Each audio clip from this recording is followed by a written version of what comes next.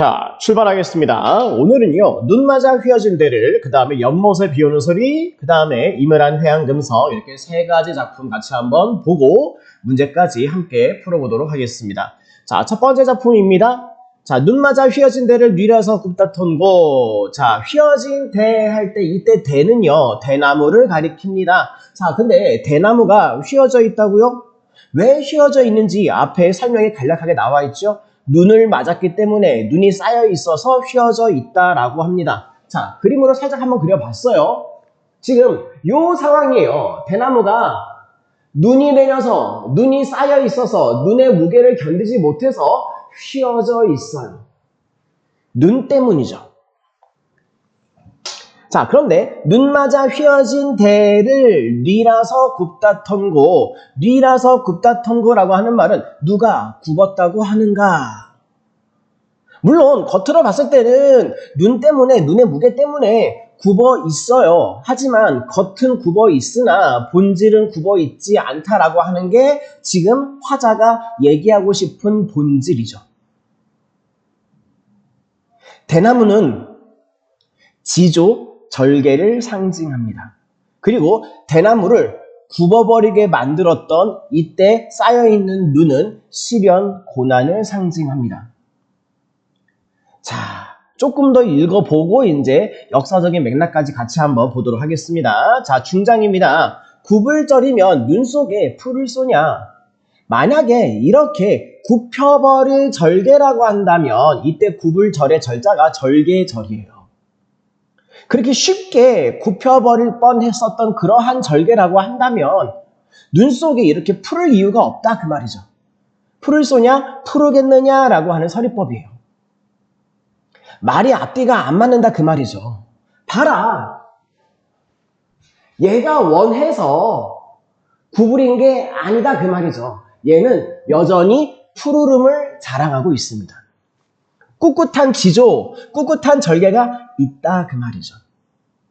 자, 마지막 종장까지 한번 봅시다. 아마도 새한고절은 너뿐인가 하노라. 새한고절, 추운 계절에도 혼자 지키고 있는 절개. 대나무야, 이렇게 추운데, 이렇게 눈이 내리는데 절개를 지키는 게 너 하나뿐인 것 같아 그 말이죠. 이때 너는요, 대나무를 지칭하고 있죠. 대나무를 마치 사람을 지칭하듯이 얘기하고 있습니다. 대나무를 인격화하고 있죠. 자, 이제 역사적인 맥락을 같이 한번 곁들여 봅시다. 자, 지금 이 작품을 만든 사람은요, 고려의 충신으로 추정되고 있습니다. 그러면은 이때 말하는 사람은요, 고려의 충신이겠죠. 그리고 대나무가 만약에 고려의 충신이라고 한다면요, 대나무를 굽어버리게 만드는 이 눈은요, 이제 고려의 이 왕조가 망하고 나서 이제 조선이라고 하는 새로운 왕조가 들어서는데 새로운 왕조인 조선의 압력 정도가 바로 이 눈에 해당하겠죠. 자, 그렇습니다. 조선에 압력이 들어오지만 거기에 회유당하지 않는, 여전히 지조와 절개를 지키는, 여전히 고려 왕조에 대한 어떤 충성스러운 모습을 보이는 화자의 모습, 마치 뭐와 같아요? 대나무와 같습니다. 그거를 보여주고 있는 작품이에요. 자, 정리 한번 해볼게요. 자, 주제는요, 그래서 대나무의 절개를 예찬하고 있는 작품인데 시대적인 맥락까지 같이 곁들이게 되면은 주제는 고려 왕조에 대한 절의. 자, 평시조이고요. 예, 상징적이죠. 눈이라든지 대나무, 이런 자연물들이 상징적으로 쓰였습니다. 그리고 3번부터 보시면은 이때 눈 또는 대나무가 대조적인 이미지로 나타나고 있죠. 굉장히 의지적입니다. 지사적이기도 합니다. 이때 지사란 얘기는요, 애국지사 할 때 그 지사처럼, 그쵸? 뜻을 품고 있다 그 말이에요. 그 다음에 네 번째, 아까도 얘기했는데 서리법이 있죠. 굽을 절이면 눈 속에 풀을 쏘냐? 풀을 쏘냐가 서리법이에요. 이렇게 서리법을 통해서 주제의식을 강조하고 있습니다. 자, 첫 번째 작품은 간단하게 마무리했고요. 두 번째 작품 한번 들어갑시다.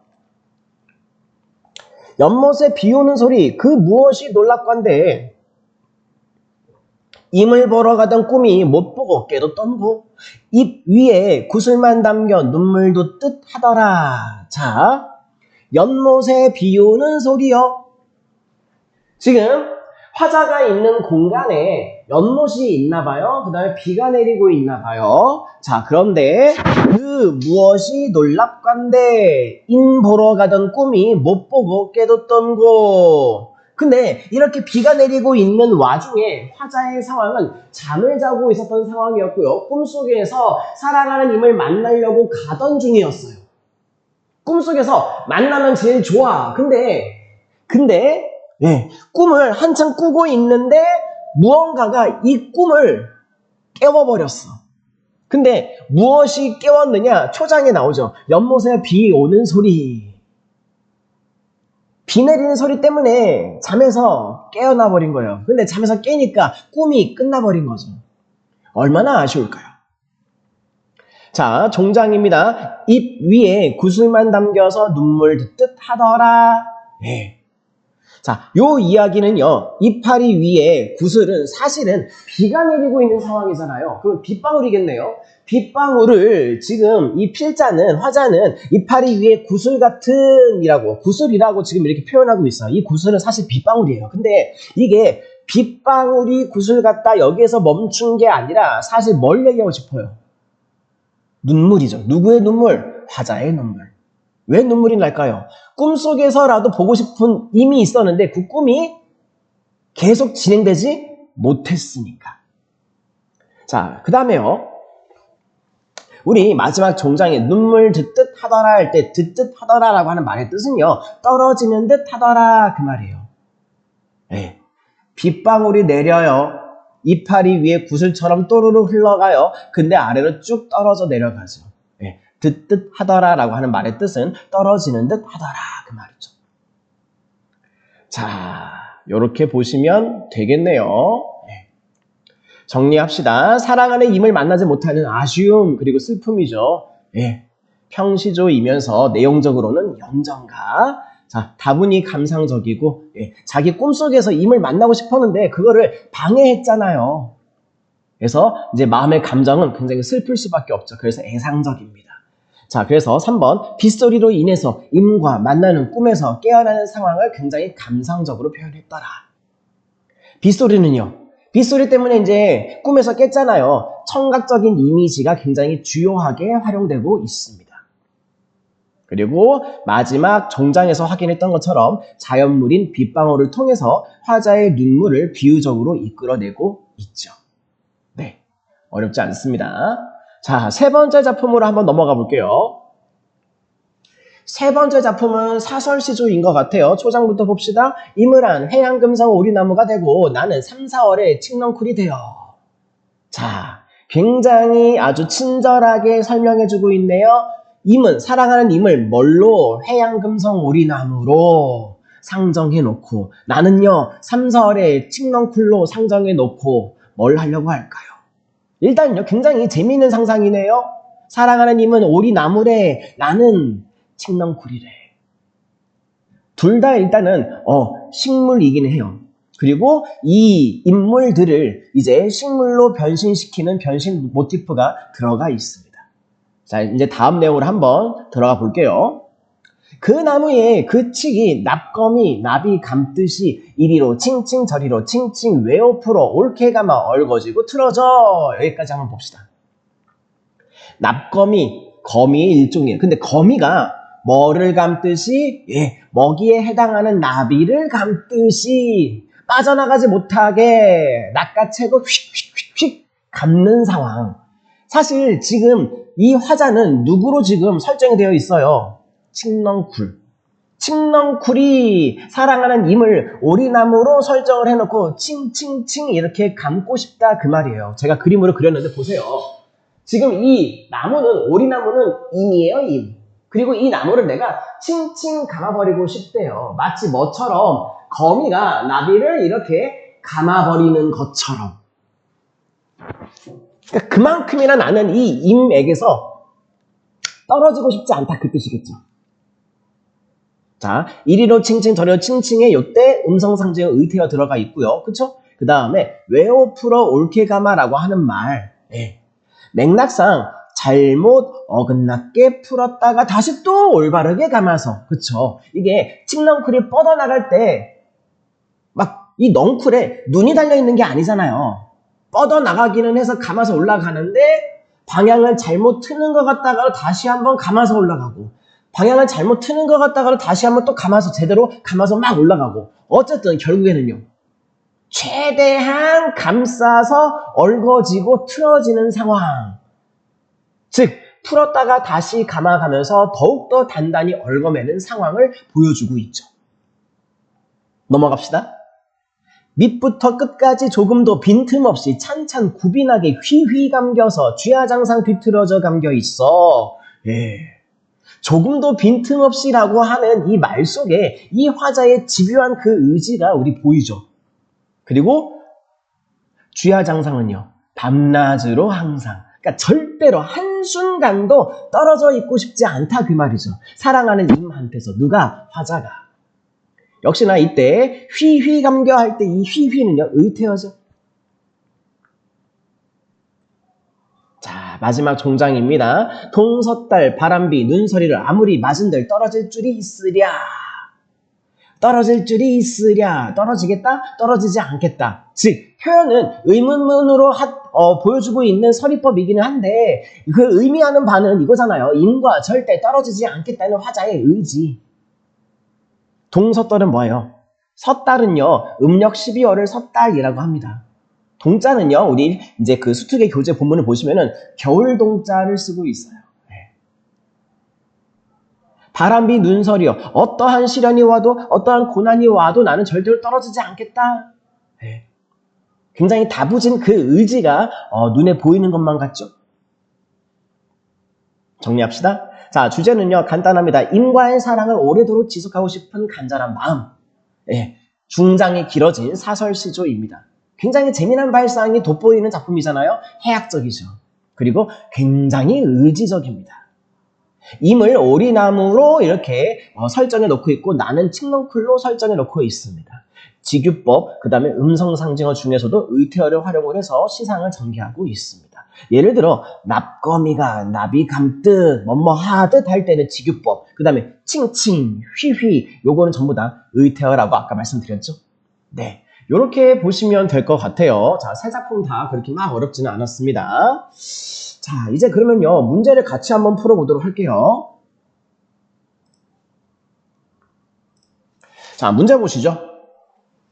자, 1번 문제입니다. 자, 지금 가작품과 나작품을 대상으로 해서 설명으로 가장 적절한 것을 고르라고 했습니다. 자, 선지 1번부터 한번 볼게요. 선지 1번.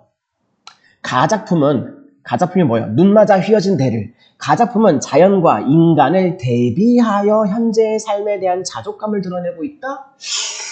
네, 자연과 인간의 대비 아니고요. 네, 자연과 인간의 대비 아닙니다. 그리고 현재 삶에 대한 자족감, 이것도 아니죠. 예, 자연스럽게 1번은 정답에서 거리가 멀다라는 거 알고 계시겠죠? 자, 그 다음에 선지 2번이요. 나작품은요, 연못에 비 오는 소리 때문에 내가 꿈속에서 임을 만나야 되는데 만나지 못했던, 그게 이제 나작품인데, 말을 주고받는 방식이요? 말을 주고받는 방식 아니었던 것 같아요. 예, 여기서 벌써 틀렸습니다. 그리고 청자로 인한 애상적인 정서를 부각하고 있다. 자, 말을 주고받는 방식은 틀렸고 후반부에 설명되고 있는 애상적인 정서는 맞아요. 굳이 이제 디테일하게 이제 분석을 해보면 애상적인 정서라고 하는 말 요거는 맞죠. 네, 하지만 앞에 전반부에 있는 말을 주고받는 방식이라고 하는 게 안 나타나기 때문에 이번 선지도 역시나 정답에서 제외합니다. 자, 그 다음에 3번 선지요. 가하고 나 모두 다 서리적인 표현을 활용을 해서 현실의 삶에 대한 자부심을 강조하고 있다. 자, 일단은요, 서리적인 표현, 가하고 나에서 서리적인 표현. 자, 가에서는 서리적인 표현이 있나요? 있죠. 뭐냐면 요거. 눈 속에 풀을 쏘냐? 이게 서리적인 표현? 맞아요. 그럼 가에는 있어. 그 다음에 나에는요? 나에도 있나요? 못 보고 깨렸던 거. 깨우느냐? 역시나. 그러면은 가하고 나는 모두 다 서리적 표현이 있다라는 여기 전반부 얘기까지는 맞아요. 그러면은 뒤에 후반부는요. 현실의 삶에 대한 자부심 얘기는 아니잖아요. 네, 요게 틀렸네요. 뒷부분이 틀렸어요. 그러면 3번도 역시나 정답에서 제외합니다. 그 다음에 4번 선지. 가하고 나 모두 다 타인의 발언을 인용해서 대상에 대한 비판적인 태도를 보여주고 있다. 자, 누군가의 말을 인용하고 있는 작품이 있나요? 있죠. 뭐 가에서 있죠. 가에서 여기 초장에 뉘라서 굽다 턴 거 누가 굽었다고 하느냐? 가는 해당이 돼. 근데 나에는 없죠. 네, 그래서 역시나 4번도 틀렸습니다. 5번 선지 보시죠. 가는 나하고 다르게 사물에 인격을 부여해서 대상에 대한 예찬적인 태도를 드러내고 있다, 나타내고 있다. 자, 사물에 인격을 부여하고 있는 게 가에 있나요? 있죠. 뭐 대나무. 대나무를 인격, 의인화시키잖아요. 어디에서 할 수 있어요? 예. 아마도 세안고절은 너뿐인가 하노라 마치 사람을 지칭하듯이 너라고 하고 있잖아요. 그리고 예찬적인 태도인 것도 맞죠. 그러면 정답은 5번이겠네요. 그쵸? 예, 1번 문제는 된 것 같고요. 자, 이제 2번 내려갑시다. 자, 2번 문제입니다. 자, 보기를 참고해서 A, B, C, D를 이해한 내용으로 적절하지 않은 거. 자, 그러면 A, B, C, D. 자, 한번 적어놓고 시작을 합시다. A, B, C, D. 자, A, B, C, D가 뭔지 한번 올라가 볼게요. A는요, 오리나무. B는요, 칡넝쿨. C는요, 납거미. D는요, 나비. 오케이. 오리나무, 칡넝쿨, 납거미, 나비. 자, A가 오리나무.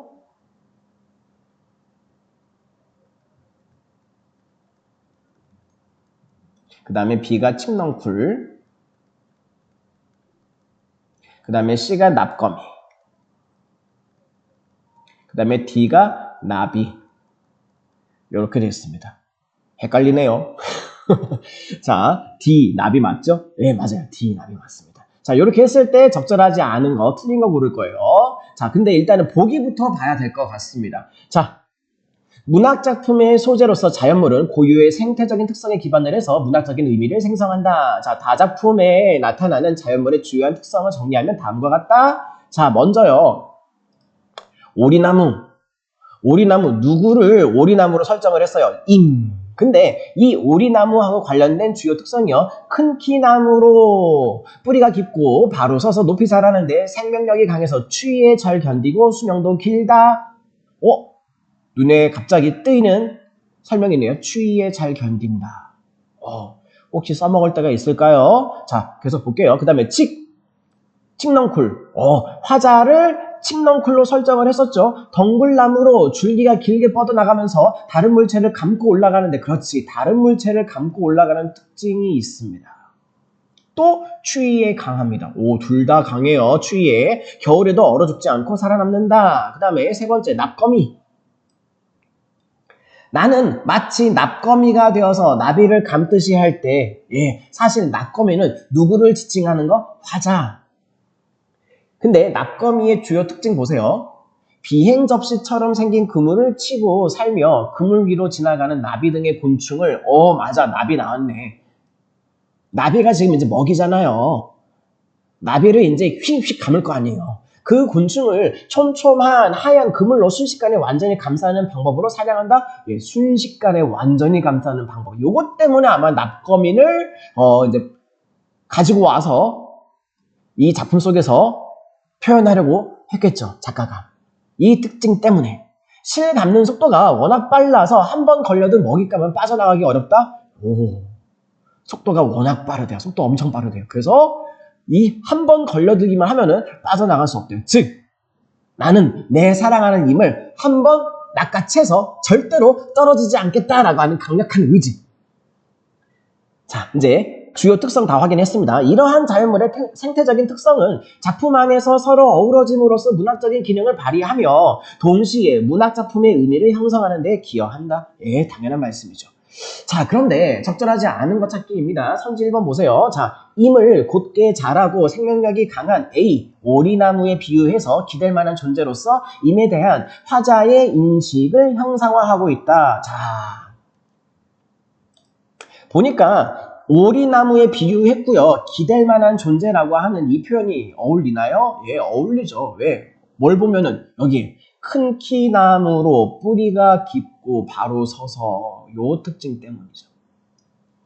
1번은 무리 없어요. 괜찮은 것 같아요. 그 다음에 선지 2번 같이 한번 봅시다. 자, 화자가 B로 변하고 B가 뭐예요? 칡넝쿨. 그 다음에 B에서 다시 C로 변신. C는 뭔데요? 납거미. 즉 칡넝쿨로 변했고요. 그 칡넝쿨에서 다시 납거미로 변신하는 발상을 통해서 이미 화자로부터 빠져나가기가 더욱더 힘들어짐을 부각한다.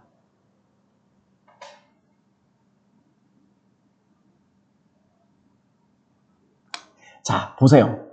이거 그냥 언뜻 읽으면은 맞아.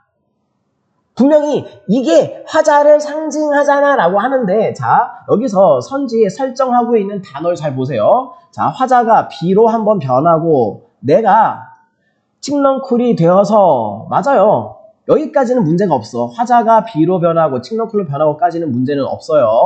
자, 그런데요, 다시 또 B에서 C로 변신이요.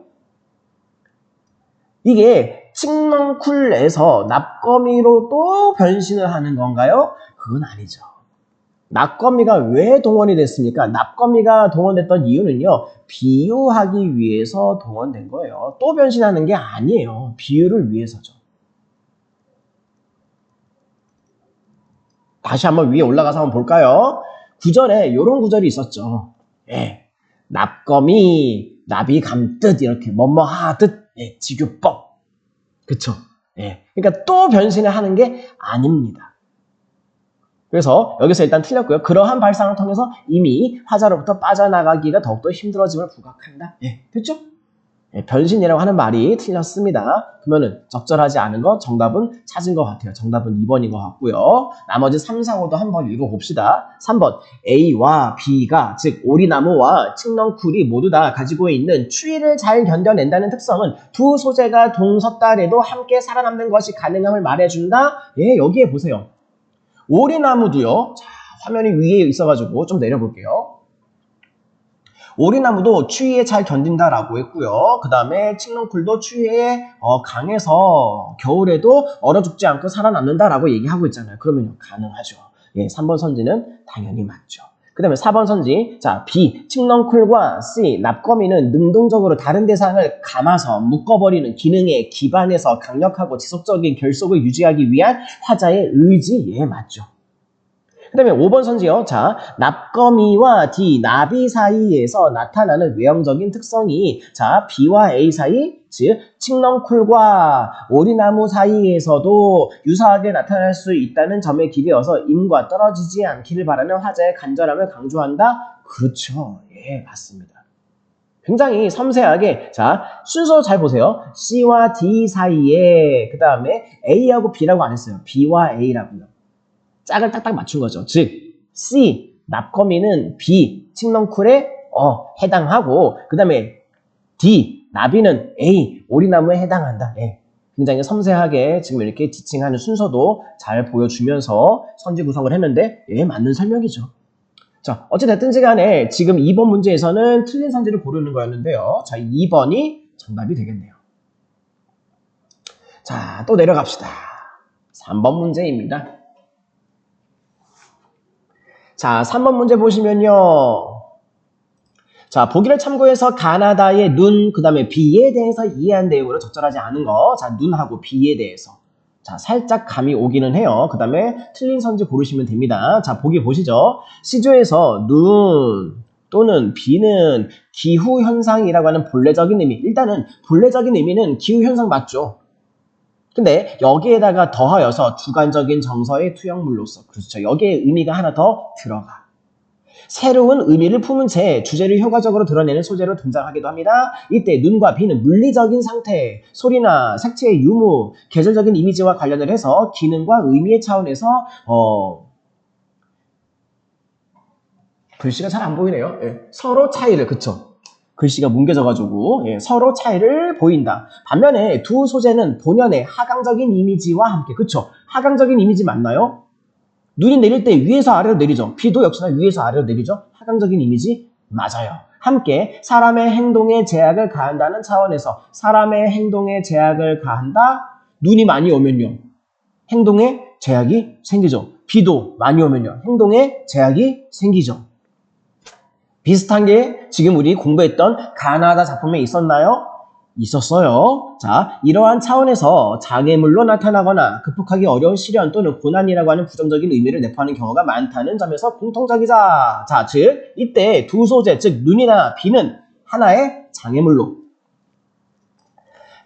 나타나든지 아니면은 시련이나 고난으로 나타나든지. 자, 그러면은 우리가 이미 공부를 했기 때문에 다 알고 있는 거긴 한데 이 보기 박스에 있는 내용을 한번 정리해 봅시다. 자, 장애물로, 다시 말해서 방해물로 나타나는 거. 우리 나지문에 있는 빗소리, 연못의 빗소리 때문에 꿈이 깨버렸잖아요. 방해물, 장애물이죠. 그 다음에 시련과 고난하고 관련되어 있는 거, 요거는 우리 가지문에 있는 거. 눈 때문에 대나무가 휘어지잖아요. 이 눈이요, 시련, 고난에 가깝죠. 자, 어느 정도 윤곽이 드러났습니다. 이제 적절하지 않은 거 고르시면 되겠는데요. 자, 같이 한번 보시죠. 자, 선지 1번입니다. 자, 가작품에서 눈은 고체의 물리적인 특성을 가진 채, 그쵸? 고체이기 때문에 무게감을 가지겠네요. 절개라고 하는 의미를 내포하는 대나무를 눌러버려서 휘어지게 만들므로 고난이라고 하는 부정적인 의미를 지닌다고 볼 수 있겠군. 그렇죠. 1번 선지, 예, 맞습니다. 그 다음에 2번 선지요. 자, 가에서 눈은 시각적인 차원에서 대나무와 색채의 대비를 이룸으로써, 그쵸? 눈은 하얗죠. 흰색.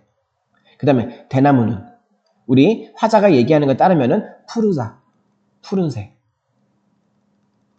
색채 대비가 있습니다. 그래서 겨울이라고 하는 계절적인 배경 속에서 화자가 대나무만의 고유한 특성을 발견하게 만든다고 볼 수 있군. 그렇죠. 가능하죠. 그 다음에 선지 3번이요. 자, 나에서 비는 화자가 잠에 들어서 임을 보러 가던 꿈을 꾸다가 빗소리에 의해서 깨어나서 임을 못 보게 되었으므로, 본 게 아니에요. 못 봤어요. 뭐 때문에? 빗소리 때문에 꿈에서 깨버려서. 예, 빗소리에 의해 깨어나라고 하는 이 부분이 핵심이겠죠. 임과 화자의 만남에 제약을 가하는 소재, 그쵸? 만남에 제약을 가하는 일종의 장애물, 방해꾼 역할. 예, 3번도 맞습니다. 그 다음에 4번 선지요. 나에서 비는 듣듯이, 듣는 게 뭐예요? 떨어지는 거. 하강의 이미지? 맞아요. 떨어지는 거니까 하강의 이미지 맞아요. 그리고 액체라고 하는 물리적인 특성에 따라서 떨어지는 소리로 감각화되어, 여기까지 역시나 문제 없습니다. 맞아요. 연잎 위에 구슬 모양으로 흘러서 맺힌 화자의 눈물에 빗대어져 있군. 자, 연잎 위에 구슬 모양으로 흘러서까지도 문제 없습니다. 그쵸? 이게 빗방울이요. 빗방울이 액체잖아요. 그래서 이파리 위에 이제 또르르 이제 구슬이 흘러가듯이 이렇게 쪼르륵 이렇게. 여기까지도 문제는 없어. 문제는 여기입니다. 제가 형광펜으로 한번 칠해드릴게요. 이 부분. 화자의 눈물에 빗대어져 있군.